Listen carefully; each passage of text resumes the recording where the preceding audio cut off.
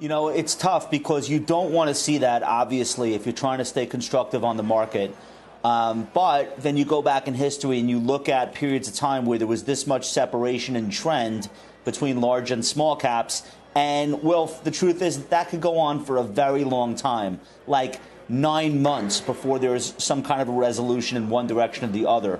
Historically, over the last 10 years, that resolution of small cap weakness versus large cap strength has resolved to the upside, meaning small caps had a chance to play catch up. A very notable example of that is shortly after Donald Trump got elected in late 2016, had a furious U.S. small cap rally to catch up with how well U.S. stocks had been doing. And we've seen other examples. So I try not to make too much of that. I think the most notable thing to point out what's happening right now, you got an all-time high in XLK. That's the S&P 500 tech sector. You have all-time highs in Apple, Microsoft, and Alphabet, which are the three biggest stocks in the world. That's very notable when you look at that in contrast to the stocks that cannot maintain their valuation in a taper.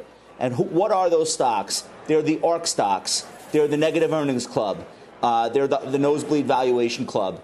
ARK had a very constructive chart from the middle of May up until this week. It was making a series of higher lows, which is how a sector of the market recovers, right?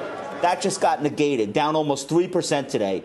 And when you look at the holdings in that ETF, that is the most speculative money in this market. Tesla, Roku, Teladoc, which looks atrocious, Shopify, Square, Zoom, Coinbase. All of these stocks are down, some of them down 4 and 5% on the day. So what's notable about that is I think the market is getting more comfortable with the idea that the Fed's got to at least start the taper. And when it does that, you're going to lose valuation support in a lot of the names that I just mentioned, not because there's anything wrong with the company, but because we're pricing these things on cash flows that are like 4 and 5 years out into the future. And investors stop doing that when the spigot starts to slowly be turned off. So the XLK looks great, speculative tech not so great. To me, that's more important than large cap versus small cap right now.